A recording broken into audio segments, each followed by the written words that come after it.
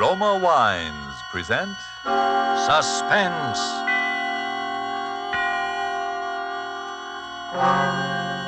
Roma Wines, made in California for enjoyment throughout the world. Salud. Your health, senor. Roma Wines toast the world. The wine for your table is Roma Wine, made in California for enjoyment throughout the world.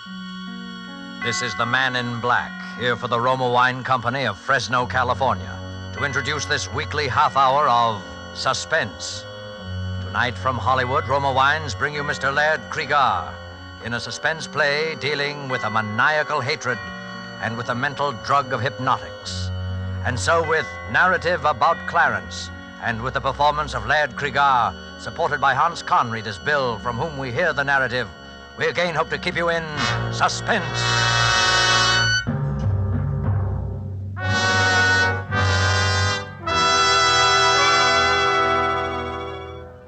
I never wanted to kill anyone. Not till he came along. I didn't even want to kill him at first. I kept thinking there must be some other way. If anybody had told me 6 months ago that I was capable of murder, I would have thought he was crazy. What I'm getting at is this. There are circumstances, people, that can make anybody want to commit murder. And he was one of those people. He brought the circumstances with him, a whole set of them. I never heard of the guy till one day last summer. We were having breakfast. My wife was looking over the morning mail. Bill, look at this. Postmarked Calcutta. It must be from Clarence. Who's Clarence? He's my brother. You never told me you had a brother. Didn't I? Well, it's not so surprising. He's only my half-brother, and I haven't seen him since I was a child. He's never even written to me before. That's funny. Wonder why I decided to write now. I can't imagine. Well, what's he say? He's coming to America. What for? Now, Bill, don't be like that. Well, you're not going to ask him to stay with us, are you? Well, what else can I do? He says he's coming straight here from the boat. Well, so what? There are several first-class hotels in this town. Well, I'll just ask him kind of half-heartedly so he can refuse if he wants to. Good girl.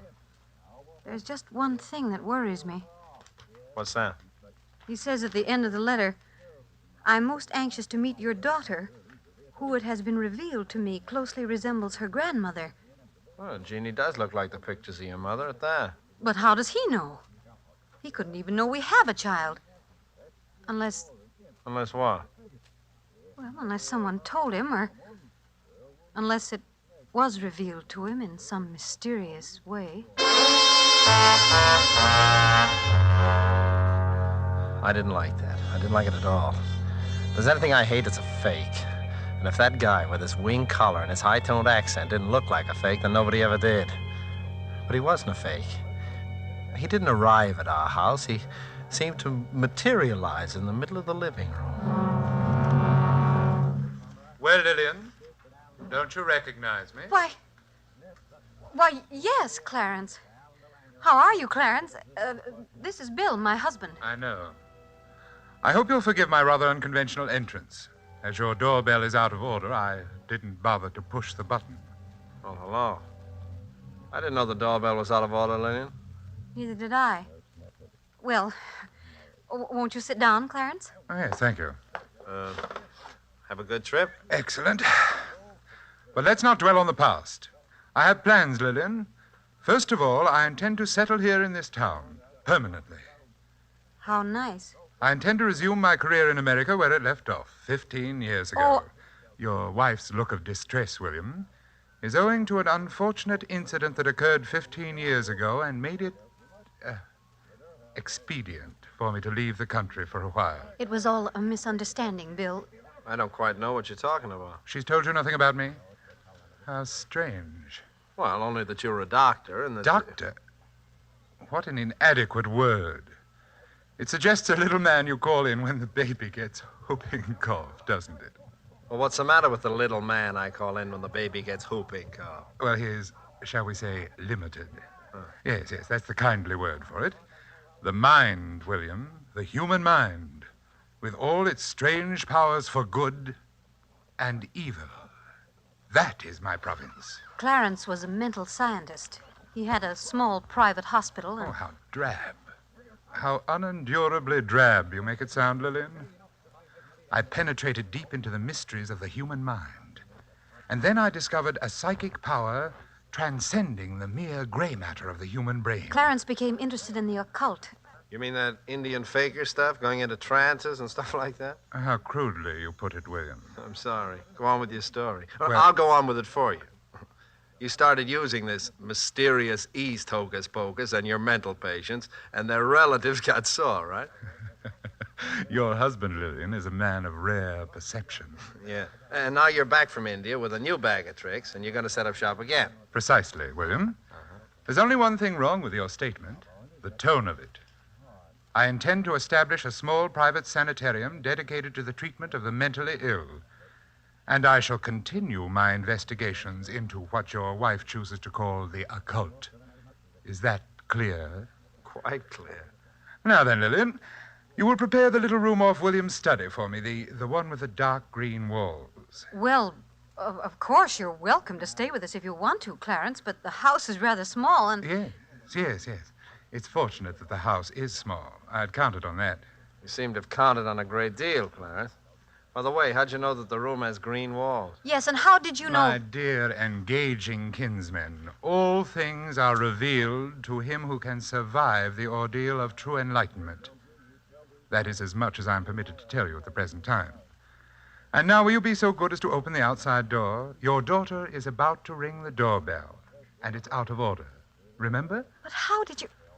You didn't... Go and let her in, Lillian. I'm eager to meet Jeannie. Mama, guess what happened today? Sally Bates fell off the seesaw and Miss Thompson had to drive her home and then... Oh, I didn't know we had company. This is your Uncle Clarence from India, dear. Oh. Yes. She is the very image of her grandmother. Was that Mother's mother? Yes, dear. Mama and Uncle Clarence had the same mother, but different fathers. Oh, then he's not really my uncle. He's only my half-uncle. I think, little Jeannie, that you will find we have a great deal in common, nevertheless. You will be very close to your Uncle Clarence. Very close. What do you do those funny things with your eyes? Never mind, dear. Uncle Clarence is tired from his long journey. You come on upstairs. Mom will help you change for dinner. All right. See you later, Uncle Clarence. What's so funny, Doctor? Oh, William, I do hope that my stay here won't be complicated by your rudeness. Why did you try to frighten Jeannie just now? My dear fellow, it's the very furthest thing from my wishes to frighten your child. It is essential to my plan for her that she have confidence in me. Now, look, get this straight, Clarence. You're welcome in this house as a guest because you're my wife's brother. Your yogi ideas, or whatever they are welcome only so long as you keep them to yourself. I quite intend to, William. That, too, is part of my plan. What is this plan you keep talking about? For the time being, William, I will take your advice and keep that to myself.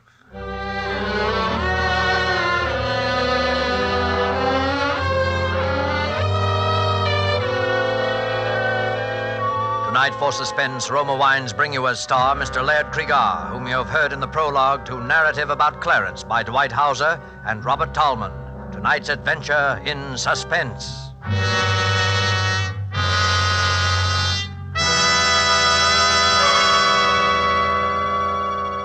Let's leave the scene of our play for a moment and take a little journey. We'll let a bottle of Roma wine serve as Aladdin's lamp. I touch the label, and presto, we're all transported to that capital of gaiety, Havana, Cuba. And now we find ourselves in the charming Pan American Club. At a table nearby, an American has just voiced his delight at the uncommon beauty of the scene. Then his Cuban companion responds, "You in America also have much that is uncommon to boast of, such as this marvelous tasting wine we are enjoying this minute. To enjoy uncommon fine quality, Cuba imports this wine from your own distant California. It is your superb Roma wine. Now just realize what it means when other countries import Roma wines from such great distances. Such international esteem must mean that Roma wines are truly magnificent in quality. And then consider this. You here in America need pay no high import duty, no expensive shipping charges. For these fine Roma wines come from Roma's own wineries in the heart of the rich California wine grape districts. Because so many Americans do realize this good fortune, Roma wines are America's largest selling wines. So why deny yourself this taste delight? Try an inexpensive bottle of tangy, appetizing Roma sherry, or the hearty Roma Burgundy, or any of the marvelously enjoyable Roma wines. But remember, these days your favorite dealer may be temporarily out of the type you prefer. Then please try again. Ask for R-O-M-A, Roma Wines, made in California for enjoyment throughout the world. And now it is with pleasure that we bring back to our soundstage our star, Laird Cregar, with Hans Conried in Narrative About Clarence, a tale well calculated to keep you in suspense.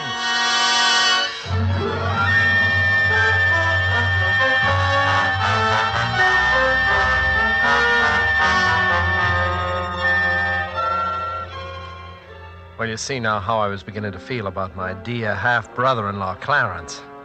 At first, it was nothing but just pure hatred. I didn't have any cause yet for fear. And then came that day with little Jeannie. Doesn't take much imagination to know what happened before I got home. Mama, I'm all ready for school. Mama. Hello, Jeannie. Oh, hello, Uncle Clarence. Did you see Mama? Your mother's gone out for a while, but... Well, there's some good in everything, isn't there, Jeannie? This gives us a chance to get acquainted. Well, I'll be late for school. Oh, bother the school.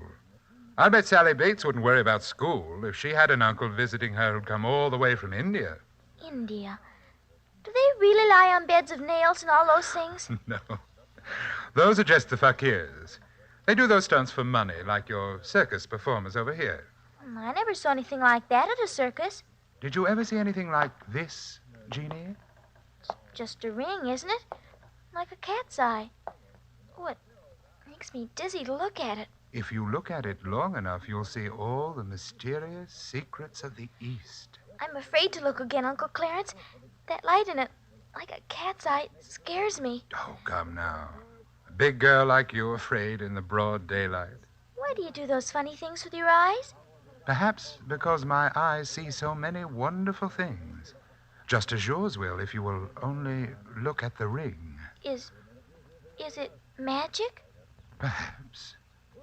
Look and see if it isn't. Look right in the center of the cat's eye. That's it. It makes me feel sleepy. That's the way it works. First you feel terribly, terribly sleepy. And then you see the most wonderful things. First, you feel sleepy, and then...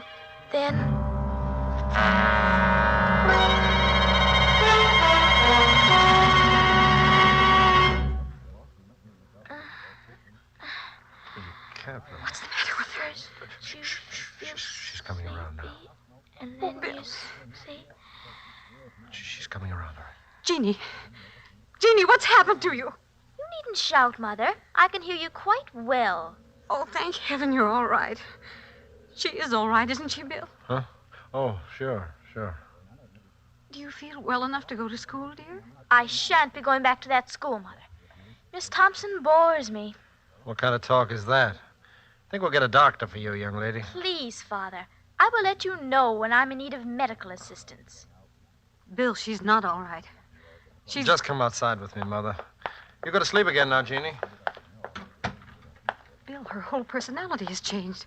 She speaks with that strange accent and a vocabulary like... Tell me, where was Clarence while you were getting that car out? Why, in his room, I suppose. You ever notice that ring he wears? Yes. It's a cat's eye, isn't it? Very well-defined cat's eye. Kind of ring you always see on professional hypnotists. It's dead easy to hypnotize a child, you know. But why would he want to hypnotize Jeannie? I don't know. All I'm interested in is getting him out of this house as soon as possible. I'm going in there and give him his walking papers right now. That won't be necessary, William. Clarence, we didn't hear you come in. Obviously not. William, I believe I remarked to you on a previous occasion that I hoped my stay here would not be complicated by your rudeness. It won't be, Clarence. Your stay here is at an end. Lillian, I want to talk with you alone. You can say anything you have to say to me in front of my husband, Clarence. I dare say it is my wish, however, to speak with you alone. I've had enough. I'm sorry, Lillian. I don't care whether he's your brother or not. I'm telling him to get out of here and get out now. I'll call a taxi while you're packing, Clarence. The irate brother-in-law. What a tiresome exhibition. I'm surprised at a woman of your intelligence becoming involved with such a boor, Lillian. All right, you asked No, for it. don't do it, Bill. Clarence just doesn't understand. He's been away for so long. I'm sick of hearing your excuses for him. The time's come for a showdown. No, William. The time has not come for a showdown. Not for a while yet. I will let you know when that time comes. You'll let me know. Bill, please. Let me explain to Clarence alone if he likes. I won't leave you alone with him. Oh, don't be melodramatic, William. I'll kill you, so help me. Bill, please, please. All right, I'm sorry. I'll give you 10 minutes, Clarence, no more. 10 minutes will be ample. I think Lillian and I can come to an excellent understanding in 10 minutes. Those 10 minutes seemed like an eternity. I could hear Lillian's voice, speaking very quietly as if reasoning with him, and his hateful, velvety accents replying. And then quite suddenly there seemed to be only one voice, Clarence's. I looked at my watch. The 10 minutes were up. The door opened. Clarence stood there in the doorway, and he was laughing. What have you done to her? What have you done? Lillian was lying on the sofa, unconscious. Her eyes were rolled back hideously so that only the whites of them showed. She's not dead, William. Only thinking over our conversation. Bring her out of it, you hear me? Bring her out of it or I'll... What will you do, William? I'll kill you! You're not hurting me, William.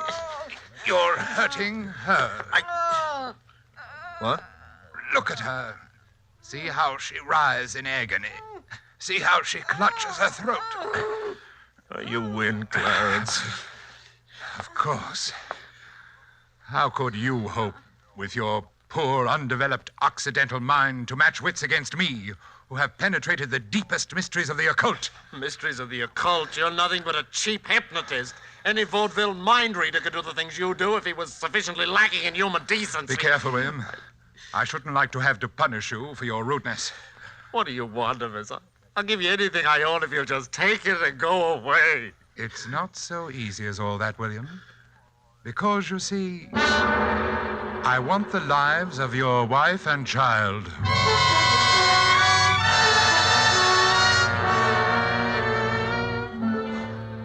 I knew then that he was insane. And that realization filled me with hope. It'd be quite simple to call in an alienist and have him committed to an asylum. When Lillian regained consciousness, she insisted on his staying, as I expected. I humored her along, knowing she was acting on his hypnotic suggestions. I was reasonably certain he would do nothing violent that night. His was the slow, sadistic way of murder. When daylight came, I stole quietly out of the house. I dared not risk calling the asylum on our telephone for fear of being overheard. My wife and daughter were still peacefully sleeping when I returned. And now I slept too.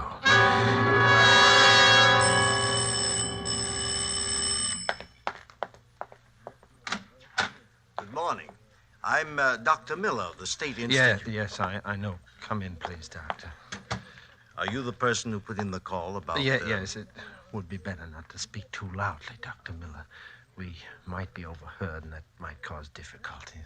Oh, yes, I see. Well, tell me about the patient. I told him the whole story, word for word, as it had happened. I should have known better. When I'd finished, there was disbelief written all over his face. Mr. Gilchrist, I don't for a moment doubt that you have an unwelcome relative on your hands who is probably emotionally highly unstable as well. But isn't it possible that you're exaggerating certain aspects of the matter? I mean, Dr. Miller, I ask you to examine the man and draw your own conclusions as to his sanity. I'll be glad to. Where is he now? I think William has probably been talking to you about me, Doctor. Oh, sit down, won't you? Thank you. Really, I must apologize for your being inconvenienced this way, Doctor. I try to keep an eye on William, but one must sleep, you know, and, well, occasionally he eludes me and gets out of the house. I suppose he's told you that I'm a hypnotist and that I wish to murder his wife and child. Why do you think he told me that? Well, it's always the same story. Well, why should I believe your story rather than Mr. Gilchrist's? Oh, mine is a little easier to believe, I should think. But if you wish further proof... Oh, Lillian! Yes, Clarence? Come down here, will you? William's got out again and told that story. I'll be right down. And bring Jeannie with you. You dare bring my daughter into this? His daughter doesn't know. You'll be tactful, won't you, Doctor? Yes, of course. Bill, what is the meaning of this? Lillian. Haven't we warned you time and again what might happen if you go out like that? Lillian, you don't know what you're saying. This man is your husband, madam? Yes. He's been under the care of a psychiatrist for several years now. What? He seemed to be getting better. I'm sure he's getting better. The doctor said we must expect little lapses. Oh, she doesn't know what she's saying, Doctor. She's acting under his hypnotic suggestion. And this young lady? He hypnotized her, too. Is that true? I don't know what that means, hypnotize. Daddy's always saying it, but he never says what it means. Well, this seems to clear up the situation pretty thoroughly. If you have any further trouble, Mr. Gilchrist, let me know. You think I'm crazy? No, I don't. I'm sure that your wife is quite right, Mr. Gilchrist. You're getting better every day.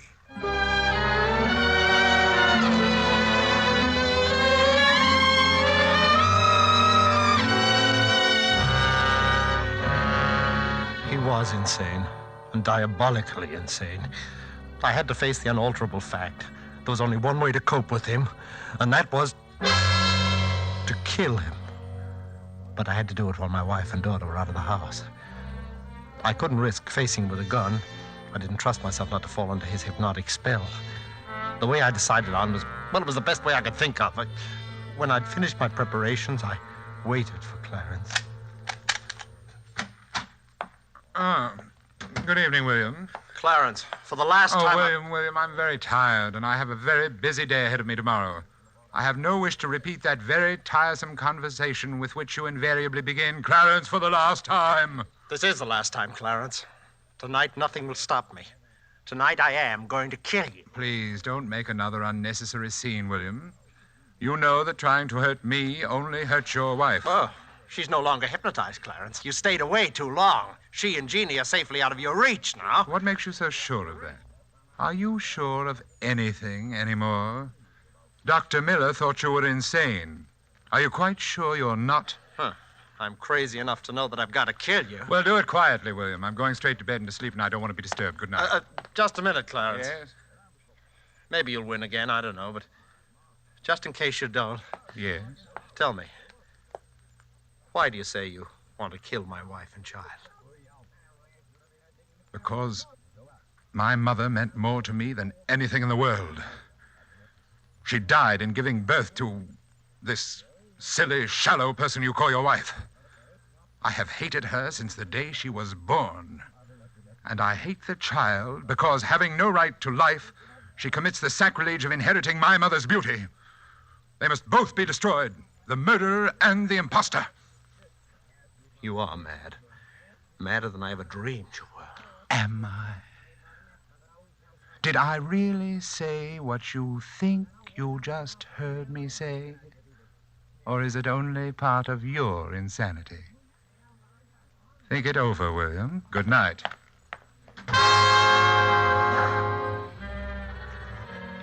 I had everything ready. The heavy boards to nail across the door, the cotton waste, and a gallon of benzine. The shutters over the window of his room I'd already nailed shut and barred. As I nailed the boards across the door, I felt as if I were driving nails into his cock. William, stop it! You don't know what you're doing! Lillian and Jeannie are upstairs. They came in the back way. William! Where are your great powers now, Clarence? William, you fool! Can the secrets of the East help you now? You're trapped, Clarence. You're out of your mind, William! In a moment, the whole house will be in flames. You'll be burned alive. You don't know what you're doing, William! Listen, Stop it! Clarence, listen. I'm striking the match now. You smell the smoke, Clarence? Never mind. You will in a moment. You fool! Oh, I wish you could see the flames now, Clarence. Let They're me out of roaring up the stairwell. You don't know what you're It's doing! beautiful. William, you fool! I'll have to leave you now, Clarence. It's getting too warm in here for me. But you should be used to the heat, though, after all those years in India.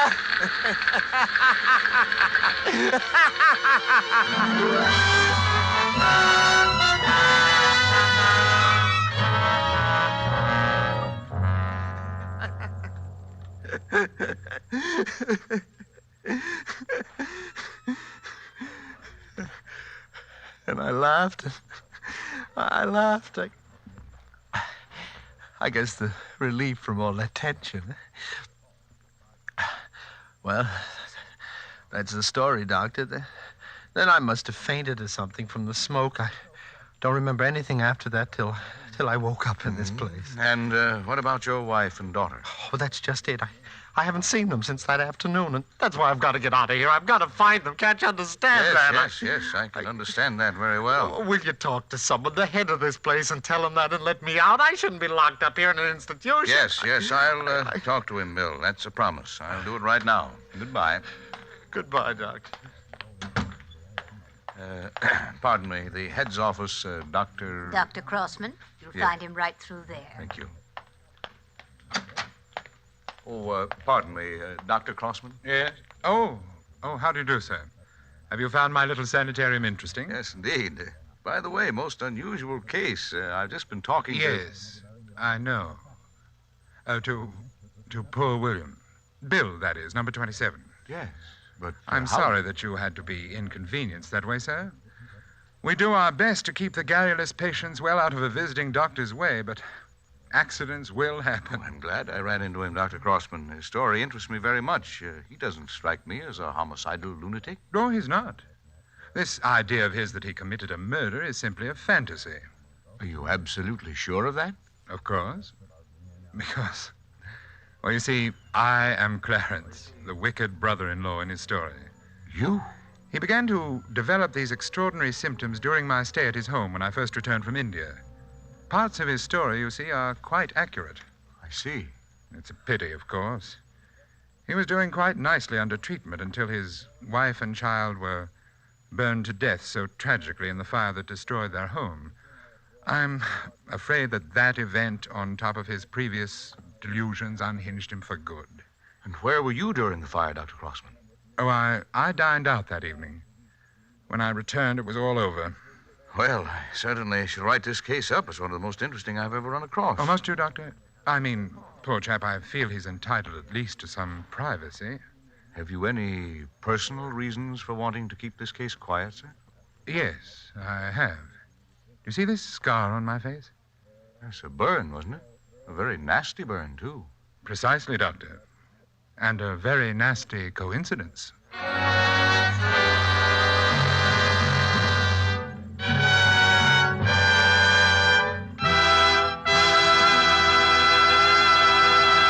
And so closes narrative about Clarence, starring Laird Cregar with Hans Conried, tonight's tale of suspense.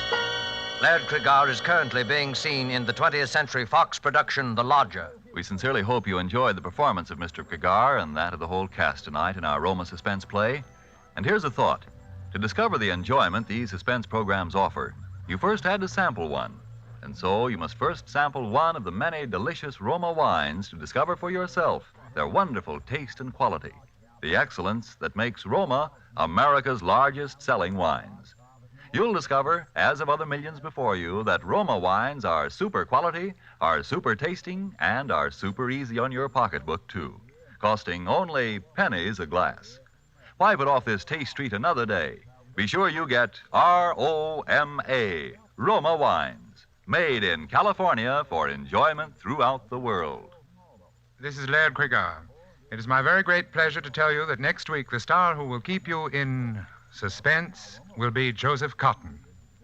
Suspense is produced and directed by William Spear. Don't forget then next Monday, same time, for Joseph Cotton in Suspense. Presented by Roma Wines, made in California for enjoyment throughout the world. This is CBS, the Columbia Broadcasting System.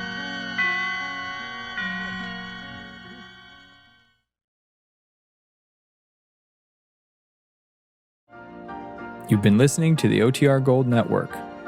Find more classic radio at otrgold.com.